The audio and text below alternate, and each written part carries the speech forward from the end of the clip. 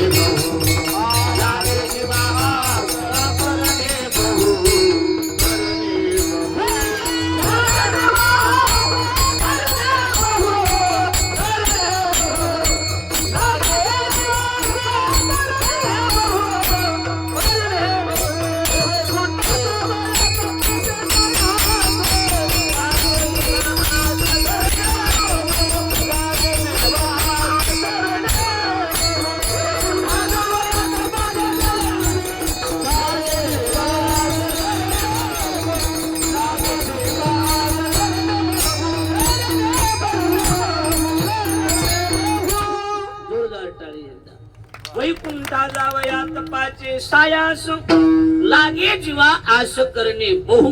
मग काय करे, तया पुंडलिके केला उपकार, कशासाठी फेडावया भार पृथ्वीचा, पृथ्वीचा भार खेळण्यासाठी। आणि सर्वसामान्य लोकांना वैकुंठ काय माहित नसल्यावर हे आपल्यासाठी वैकुंठ आहे। तुम्ही पंढरपूरला या, इथं आल्याच्या नंतर तुम्हाला ही वैकुंठच आहे, वेगळं वैकुंठ नाही। म्हणून आपण आज खऱ्या अर्थानं वैकुंठ नगरीमध्ये आलो निजाच्या माहेरा आणि भेटी रखुमाईच्या वरा। आज या ठिकाणी आपण आलेलो आहोत आणि हा सोहळा या वर्षीचा आषाढी सोहळा आगळा वेगळा सोहळा आपण अनुभवतायत। ज्ञानोबा ऐकून दरवर्षीच्या प्रमाणापेक्षा यावर्षी 1.5 लोक जास्त आहेत, हे लक्षात घ्या। ज्ञानोबरायांचा हा आपल्या सोहळ्यात सुद्धा 200 लोक असतात, 200-300 लोक सोडले 100 महाराज लोक तर बाजूला सोडायचे, पण यावर्षी तरी 400-500चा आकडा आपल्याकडे सुद्धा गेलेला आहे।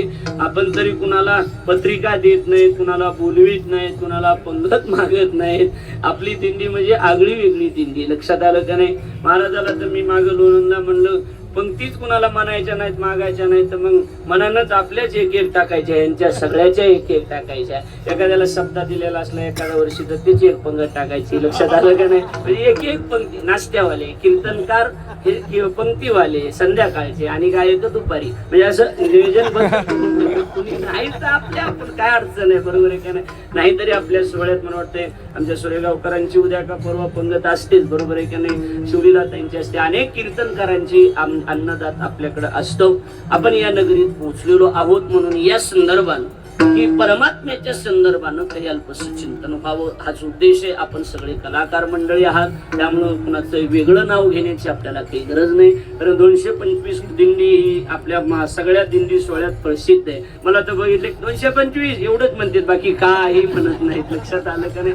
सगळ्यांना माहिती असणारी ही दिंडी आहे आणि याचे मालक आपण सगळे आहोत. इथं कोणी मालक नाही, कोणी चालक नाही, काही नाही. आपण सगळेच याचे मालक आहोत, चालक आहोत. निमित्त मात्र महाराज आहेत, निमित्त मात्र सासवडे दादा आहेत, नाही तर आपणच आहोत.